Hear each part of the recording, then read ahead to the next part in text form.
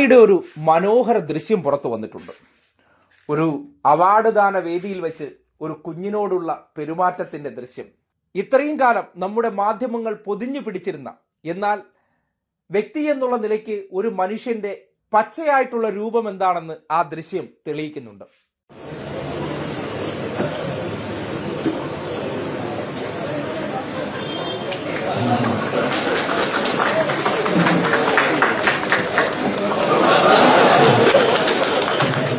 കണ്ടല്ലോ, ഒരു പുരസ്കാരദാന വേദിയിൽ പിതാവിന് പുരസ്കാരം കൊടുക്കുന്ന സന്ദർഭത്തിൽ കൈക്കുഞ്ഞുമായി വന്നു. ഒന്ന് തലോടി പിണറായിക്ക് ഉടനെ കുഞ്ഞൊരു ഉമ്മ കൊടുക്കുകയാണ്. തിരിച്ചൊരു ഉമ്മ കൊടുക്കുമ്പോൾ ഉടനടി ആ കുഞ്ഞ് കെട്ടിപ്പിടിച്ച് പിണറായിക്ക് ഒരു ഉമ്മ കൂടി കൊടുക്കുന്നു. എവിടെയെങ്കിലും ആ മനുഷ്യൻ ധാർഷ്ട്യം കാണിച്ചോ, ധിക്കാരം കാണിച്ചോ? ഇന്നലകളിൽ എന്തായിരുന്നു മാധ്യമങ്ങൾ കുത്തിയിരുന്ന ചാപ്പ?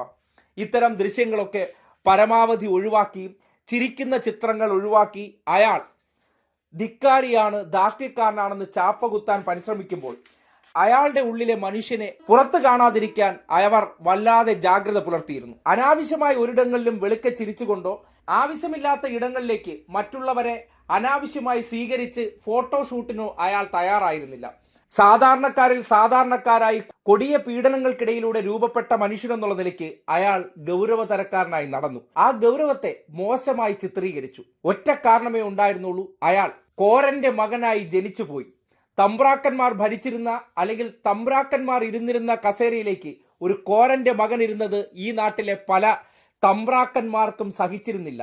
ആ തമ്പ്രാക്കന്മാർ നിങ്ങളുടെ മുന്നിലേക്ക് അവതരിപ്പിച്ച പല കെട്ടിച്ചമച്ച ധിക്കാര ധാർഷ്ട്യ കഥകൾക്കുമപ്പുറം അയാളിലെ വ്യക്തി എന്താണ്, അയാളിനുള്ളിലെ മനുഷ്യൻ എന്താണെന്ന് ചില സന്ദർഭങ്ങളിൽ ഇതുപോലെ തുറന്നു കാട്ടപ്പെടുന്നുണ്ട്.